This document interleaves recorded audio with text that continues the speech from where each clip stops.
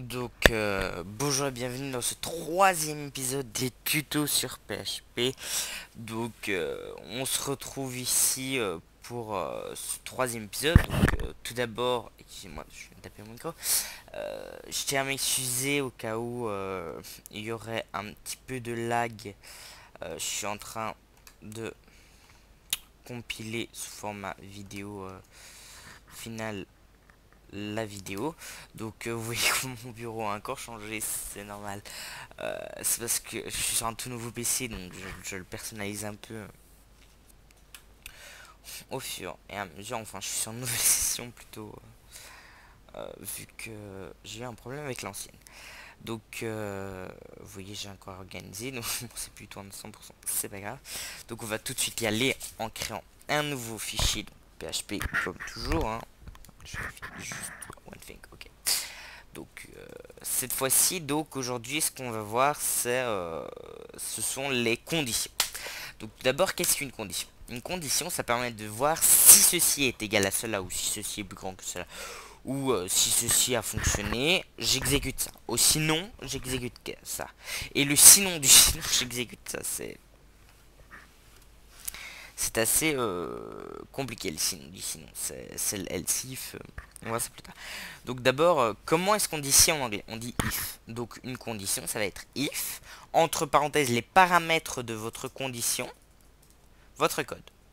Sinon, voilà. Donc si le mot if n'est pas rempli.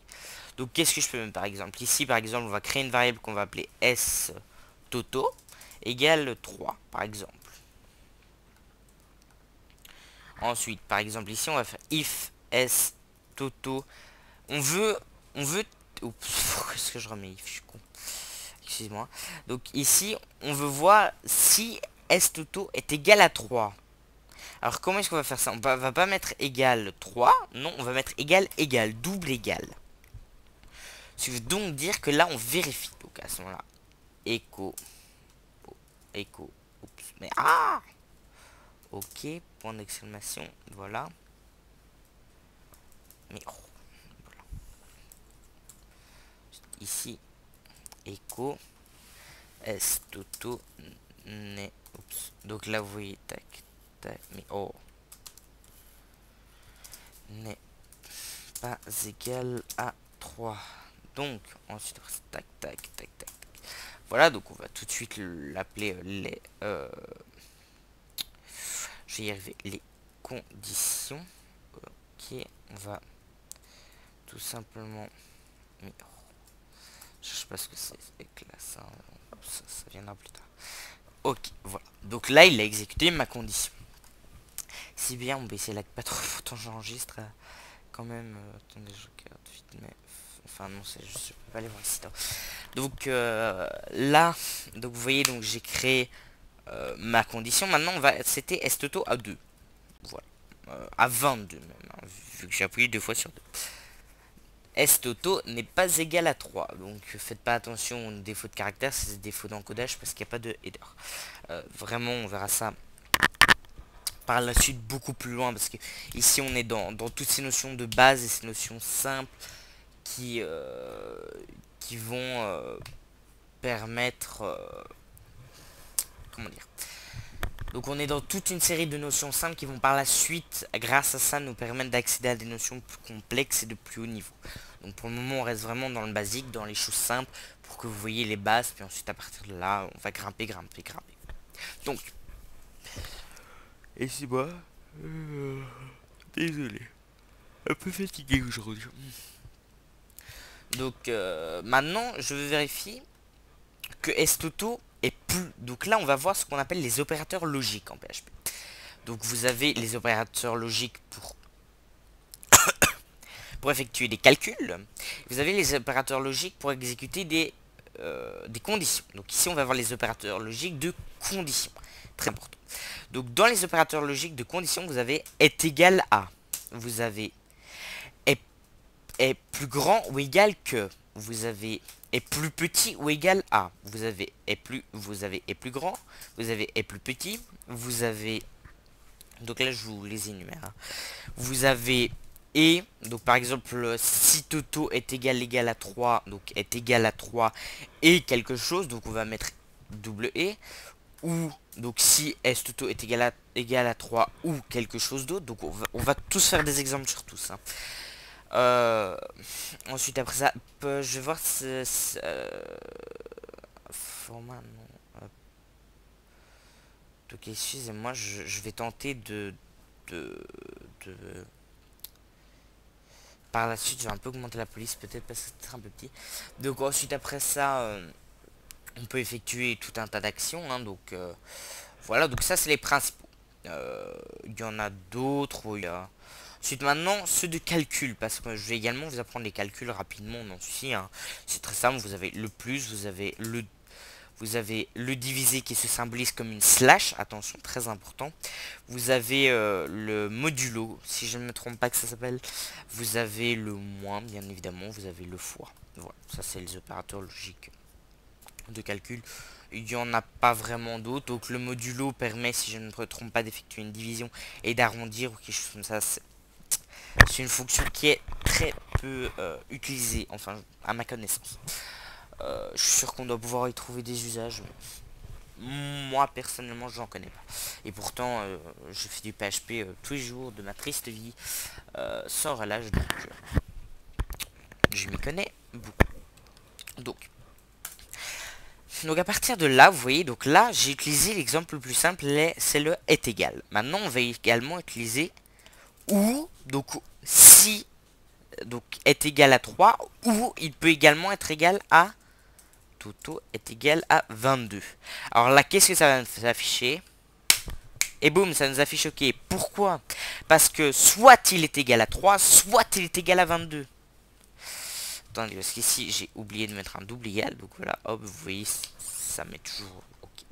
Ensuite, maintenant, donc on a cette condition-là. Maintenant, je veux vérifier s'il est plus grand ou égal que 22.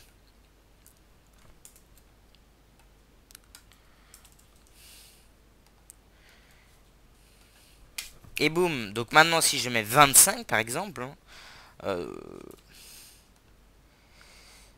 hop. Alors si je veux vérifier qu'il est plus petit ou égal à 30. À ce moment-là, je vais mettre un et, donc je vais vérifier s'il est plus grand ou égal à 22 et plus petit ou égal à 30. Donc S Toto, hein, j'avais pas vraiment d'imagination, 30. Et boum, il nous affiche toujours OK. Maintenant, si maintenant je le passe à 30, donc il est toujours plus grand ou égal que 22, et il est toujours plus petit ou égal à 30. Vous êtes d'accord avec moi? Donc là, il nous affiche toujours OK. Mais si maintenant je mets 30.5 par exemple. Hop. Toto n'est pas égal à 3. Bon, ici, évidemment, j'aurais plutôt dû mettre... faux, hein. Vous imaginez faux marqué sur mon point, hein, pour ceux qui connaissent. Donc là, hop, faux. Voilà. Mais si maintenant je passe à 30.0, qu'est-ce qui va nous marquer? OK, pourquoi? Parce que le point, si vous voulez, lorsque nous on écrit des chiffres, par exemple pour faire un calcul, on va mettre une virgule pour symboliser des décimales. Un int en PHP peut très bien contenir une décimale.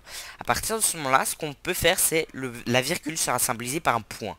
À partir de ce moment-là, vous allez devoir mettre entre guillemets ou entre apostrophes votre chiffre, sinon ça va pas le faire.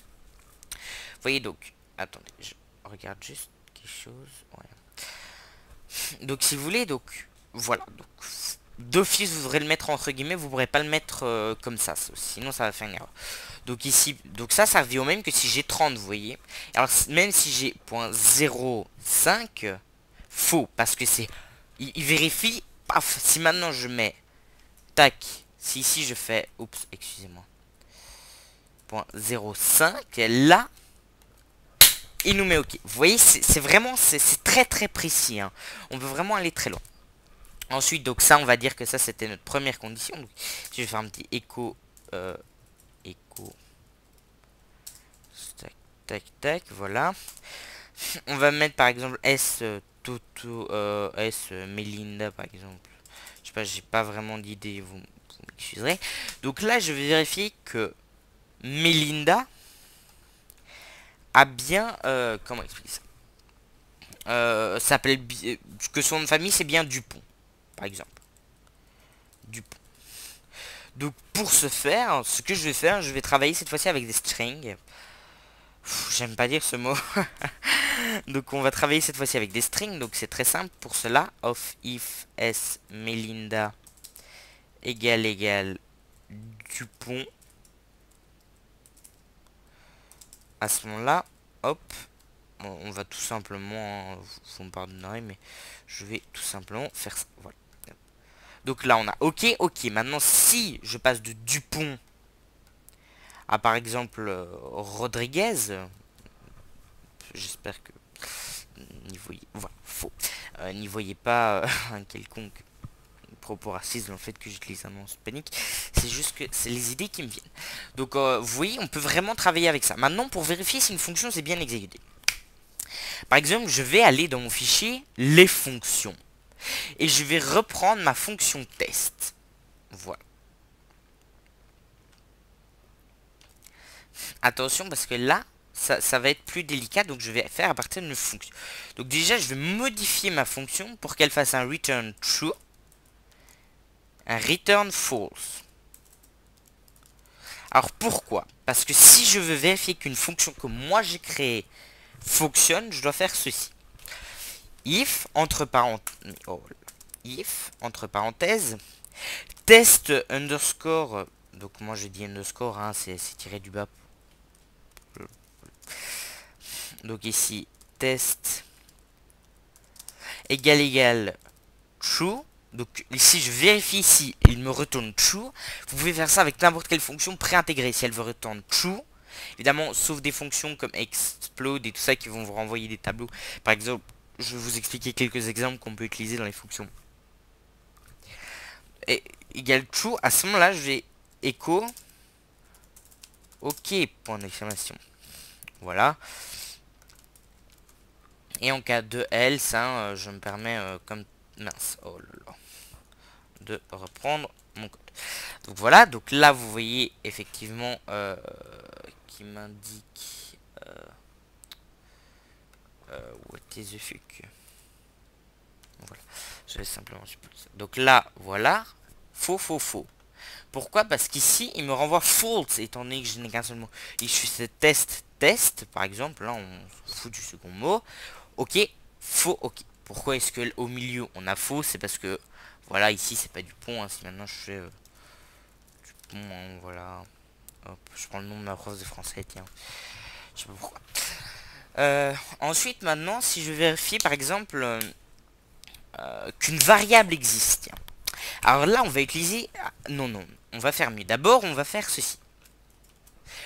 Là, j'ai supprimé le égal true. Pourquoi? Eh bien, regardez. Pourquoi ça me met toujours OK? Parce qu'un if, lorsqu'il n'a pas de égal, lui demande toujours s'il est égal à true. Et alors mieux, regardez. Si maintenant je vais tester s'il est false sans me casser le cul à mettre égal false, je vais simplement mettre un point d'exclamation devant. Et boum. Il me met écho. Qu'est-ce que je raconte? Il me met ça. Pourquoi, à votre avis? Mais la réponse est simple. C'est parce que si vous voulez, dans ce cas-ci, il exécute ma fonction, si vous voulez. C'est pas une fonction préintégrée. Vu que c'est une fonction existante, comment expliquer ça? Elle n'est pas vérifiée comme telle, tandis que si maintenant je veux créer, je lui fais par exemple un i7 entre parenthèses s test cette fois-ci, hop. Voilà, donc est-ce que cette variable existe? Là, il me met OK. Pourtant, j'ai un point... Mais là, mon point d'exclamation fait effet, vous voyez. Là, ça veut dire si ça c'est égal à false. Parce que regardez, si là maintenant je lui dis est-ce que c'est égal à true? Faux, vous voyez. Donc une fonction que vous intégrez doit d'office suivre un égal true ou un égal false pour une vérification. Tandis que une fonction préintégrée comme i7, donc qui veut dire est-ce qu'il est 7, donc est-ce qu'il est TCT, vous pouvez mettre un point d'exclamation devant ou rien mettre pour true ou false. Enfin false ou true respectivement, comme j'ai dit. Ensuite, au niveau de toutes les fonctions qu'on a, je vais vous les écrire un peu plus bas. Donc on a le i7. Donc ensuite, la variable. On a le empty. Donc pour vérifier si une variable n'est pas vide. On a quoi d'autre? Je crois que c'est les principales qu'on utilise. Ouais, hein, je pense pas qu'on utilise d'autres. La plupart, généralement, ou sinon, c'est avec... voilà, ça c'est les principales. De toute façon, au fur et à mesure, on va voir des exemples plus complexes, hein, parce qu'en plus, à mon avis, je vais arriver à la fin de ma vidéo. Donc voilà, c'était un court exemple sur les conditions dans PHP, ce que vous pouvez faire avec les opérateurs logiques, donc les calculs. Je vais vraiment faire un épisode complet sur les calculs pour voir des fonctions plus complexes, etc. de calcul. Ensuite, après ça, on aura un sur les variables serveurs. Et donc là, voilà, c'est tout. Donc merci d'avoir suivi. N'oubliez pas de vous abonner, bien entendu. Et à très bientôt. Merci de votre écoute.